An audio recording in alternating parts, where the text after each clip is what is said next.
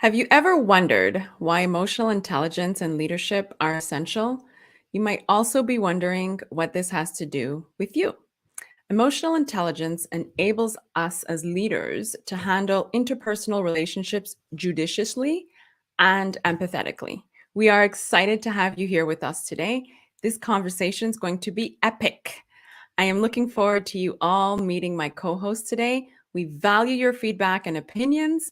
Please drop them in the chat. We intend to respond to as many comments and questions from our audience as possible. This takes a great deal of effort to pull off, so I'm eternally grateful to all of our listeners. Every week, we create new content, and we look forward to you subscribing to our YouTube channel to keep up with us. My name is Rochelle Carrier, and I'm a personal DEI consultant and EQ coach and host of Diversity Connects Us.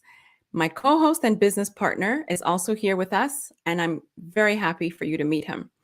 Join us for our courageous conversations about EQ and leadership. Today is a trailblazer in his own right, and I will let him introduce himself in his own unique way. Hi, Ian, how are you? I'm good. How are you? I'm well. Thank you for asking. I'm so happy to have you here again today with us. So thrilled to be here today. I'll go ahead and introduce myself. So, my name is Enan Rudell. I'm an organizational psychologist and psychotherapist by trade. I have worked in the space of social justice in a number of different capacities for the better part of the last now decade. And I am thrilled to be here with you all once again today.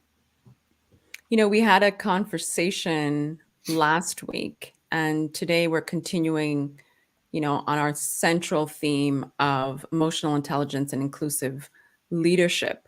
And I think we should recap probably, for the audience, for our listeners, so they can understand, where we're coming from today. If we want to talk about emotional intelligence, can you define that for us? Sure. So for me, emotional intelligence through my lens is an awareness around um, one's own thoughts, feelings, and how they are experiencing the situation in that moment. Additionally, it's awareness around what's likely going on for the other person. So the awareness, in a sense, is twofold, right? So it's being aware of your own thoughts, but also being aware and mindful of what may be surfacing for the other person as well. Right. So you're saying that emotional intelligence is really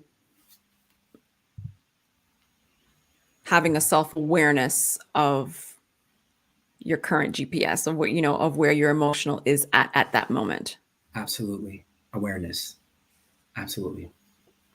And then having that awareness is, helps us to be able to better understand the other person's emotions.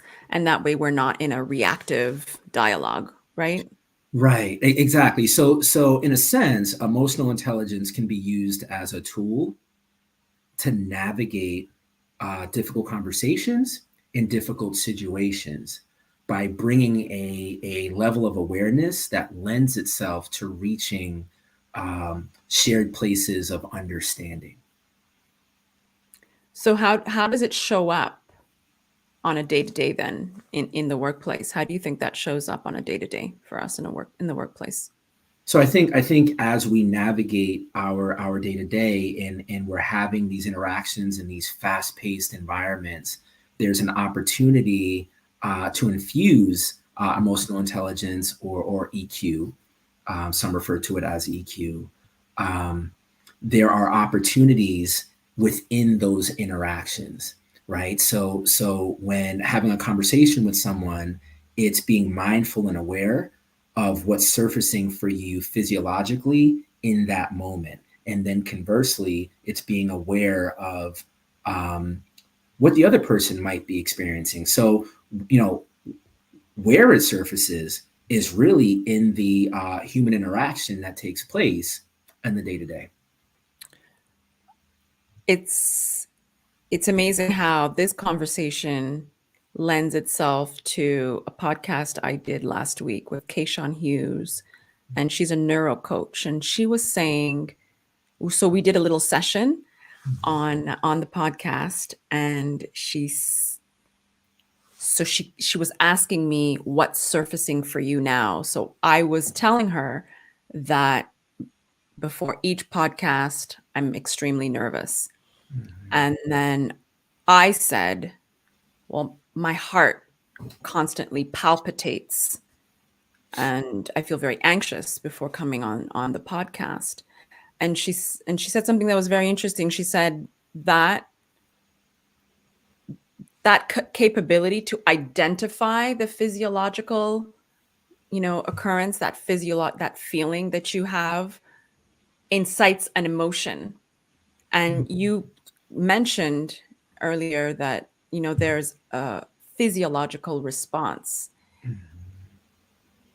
And I'm not sure if a lot of people understand what it is that they're feeling. They might not be able to put, a language to what it is that they're feeling.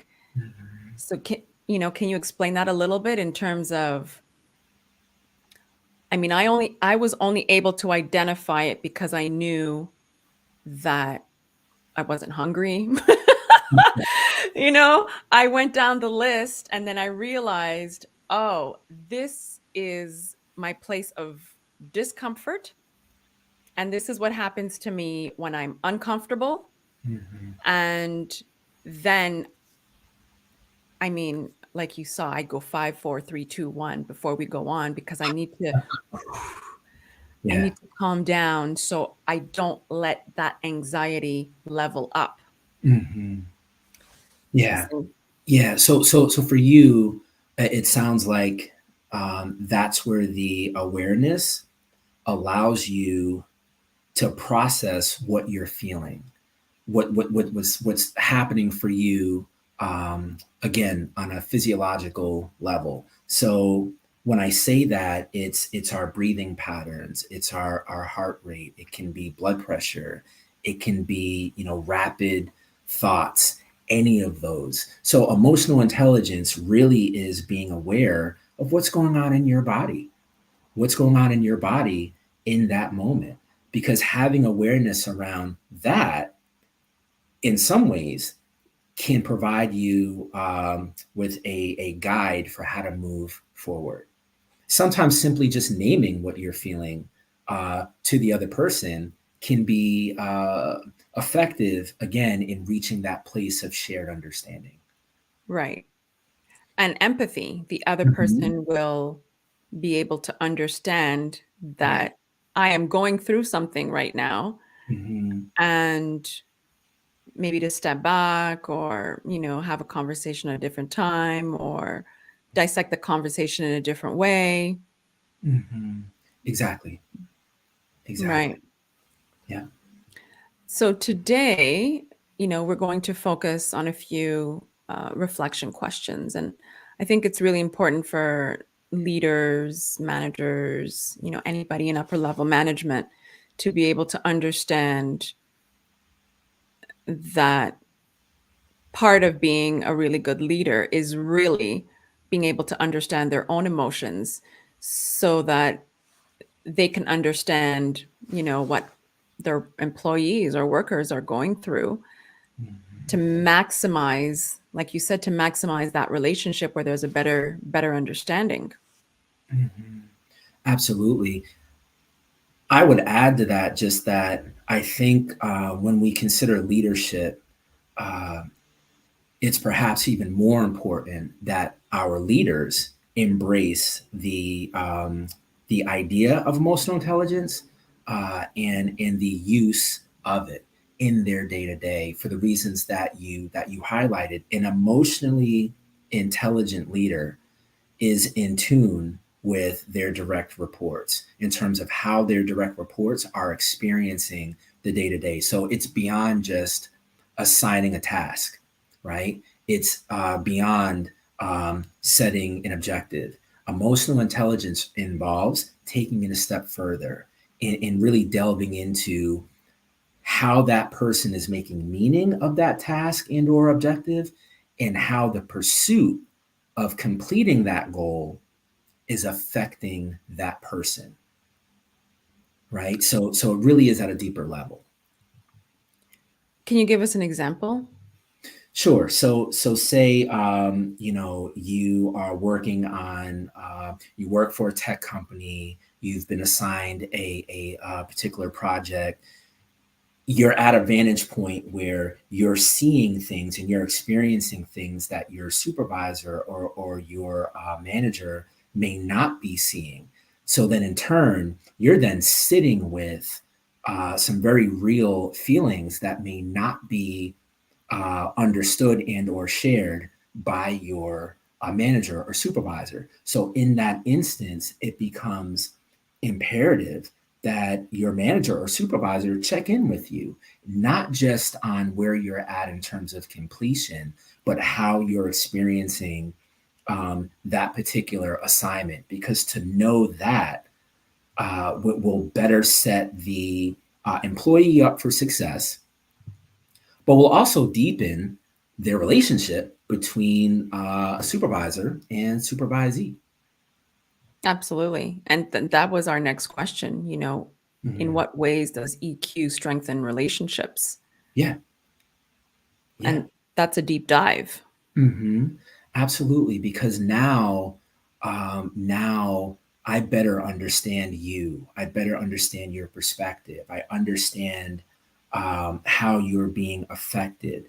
I can now coach you with that knowledge and that information in mind. So I'm setting you up for success, but I'm also creating the space between you and I that's built upon trust, where now we have this understanding of one another, and we're allowing that to guide us through this process. So in a sense, the relationship goes from surfacey, where we're just sort of talking about the nuts and bolts of the task at hand, and we're now approaching it as people. And I'm now viewing you as your whole self, and you're viewing me as my whole self, right? So less performative and more real human interaction. Right. It's more human centric. Yes, absolutely. Do you think that would allow more employees to come to work bringing their whole self Mhm. and more of their authentic selves? I would say so, and I can use myself as an example. In instances where I've been managed and or supervised by an emotionally intelligent leader, I am more likely to share with them not just the successes, but the challenges that I'm experiencing. Right, I am more likely to share with them data points that they may not be aware of, because simply stated, I feel safe enough to do so. And I feel like they care enough at a level where, as they set me up for success, that becomes a two-way street. I want to set them up for success as well. And now you're utilizing EQ Mhm. to navigate any type of situation. Absolutely. Professional, personal, just generally speaking, uh, there's always room for use of EQ. Always. Right. And what do you think, or how do you think we should, how we each should choose to cover emotional intelligence in our recent works? Like, how do you apply it yourself I do. in your workspace and in the projects that you utilize and in the people, and the students that you teach? Is Mhm. that something that you use to be able to navigate your space? Yeah. So my approach, generally and broadly speaking, is very much rooted in emotional intelligence, right? So um, to frame this, I'll say at any given moment, it's not that I don't. It's not that I'm not invested in goal completion, but it is that at the end of the day, I understand now more than ever the importance of paying attention to the whole self, the whole employee, the whole student. Because whether or not we're making space to talk about this or not, we bring our full self to every interaction that we enter into, to every task that we attempt to accomplish. We are bringing um, our full self in all of the domains that are influencing and or impacting us in that moment. So for me, how it shows up is very much making space for the nuts and bolts first, right? So having a conversation first about the assignment, or if this is in a work setting, the task at hand, closely followed by a genuine check-in around how that person's doing, how they're feeling. So that's how it shows up for me and what it looks like for me in my approach. Right. And is it reciprocated? I will say, 9 out of 10, if not 10 out of 10 times, when you extend that level of courtesy, more times than not, the person meets you where you're at. Right. I Mm, love that. mm, That's exactly it, because now that wall has been yes. broken down, and Mhm. now you're both vulnerable.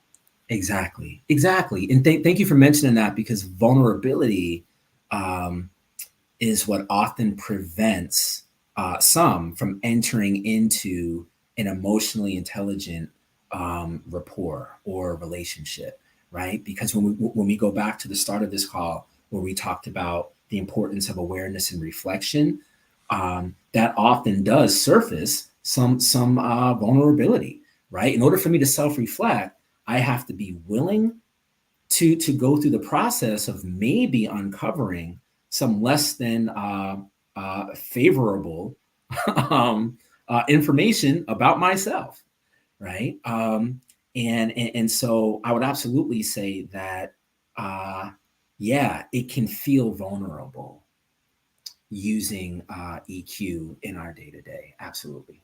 Right. And it's interesting because I read the book, and I have a little story to share. I remember it was, I believe, in 2021. Hmm.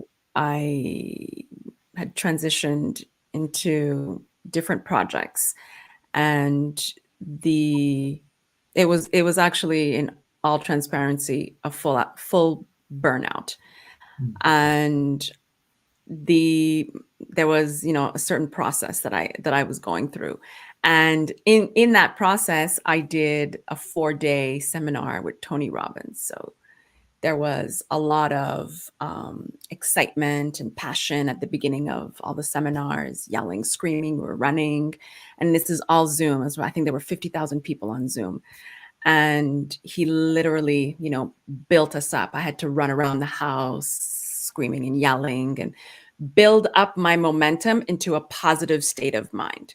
Hmm. And in that positive state of mind, we were told to go to breakout rooms and, mentioning vulnerability. So we go to these breakout rooms, and I'm very conservative, very private, and I'm in this room with 5 other strangers who are there for the same reason as I am. And my lips are sealed. And everyone's saying this is why they're here. This is what they've come to do. This is their vision. This is their plan. My lips are sealed. Day 2, breakout room, my lips are sealed. Day 3, breakout room, lips are sealed. 4th day, I get a little message in the chat from uh, someone who's working on his team.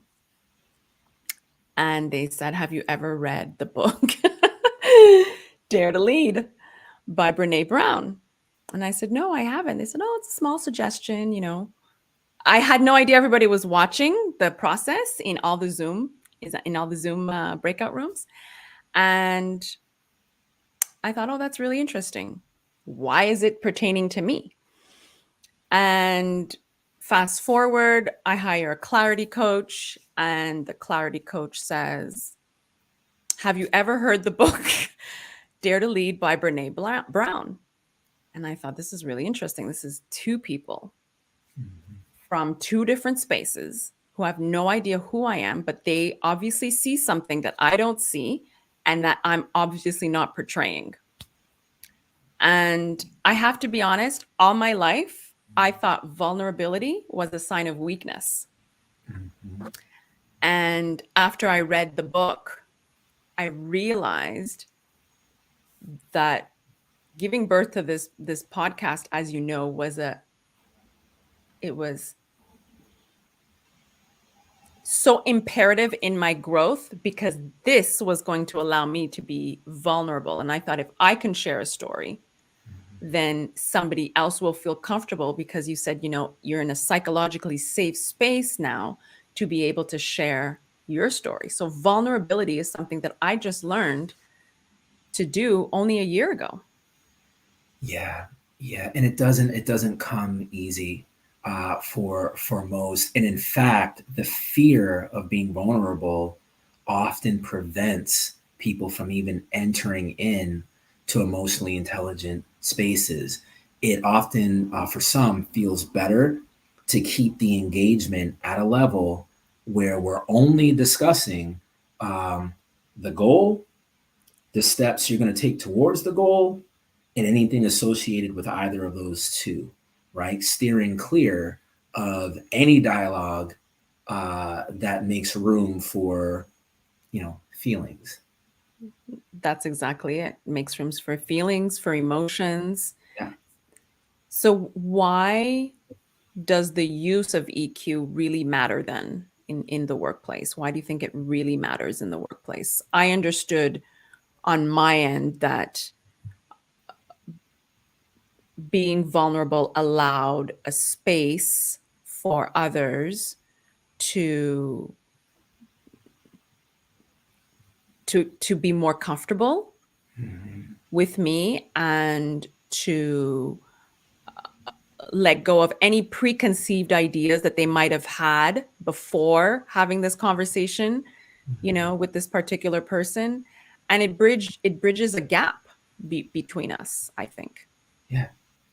Yeah. I will say,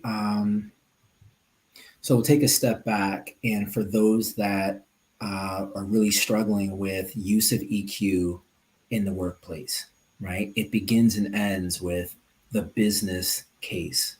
So let's make the business case for use of EQ in the workplace. When we consider job retention, when we consider employee satisfaction, when we think about productivity of the workforce, right? Now it becomes important to understand, to make these important connections. Staff that are engaged with their role, staff that have been in positions for 5, 10, 15 or more years, it's highly likely that they've remained in that role for that long, or they've been as productive as they've been for that long, because they feel valued, they feel psychologically safe, they feel like their employer understands them in a real way. And so that's where use of EQ can be really powerful. Granted, it can be difficult to allow ourselves to be vulnerable, right? Vulnerable enough to create that space. But data shows that for leaders that are able to get there, those are really healthy workplace environments to be a part of. Right. And there are lower turnovers as well. Mm-hmm. Yeah. So there are all sorts of reasons why, I would encourage leaders to really embrace the use of emotional intelligence. And again, we can approach it broadly in considering the business case and the factors I just laid out, or we can take a look at what it does for, as we spoke about a moment or two ago, what it does for relationship building. Right. I love that. I love that. Well, as we reach the top of the Diversity Connects Us hour, I want to thank you all for listening. This podcast highlights lived experiences and inspirational stories of strength and tenacity. We will share profound and courageous dialogues that influence DEI and emotional intelligence by breaking the barriers and labels of stereotypes, confronting biases, and offering best practices to achieve a more significant and cultural mindset. Stay tuned as we continue to share our voices in the DEI space.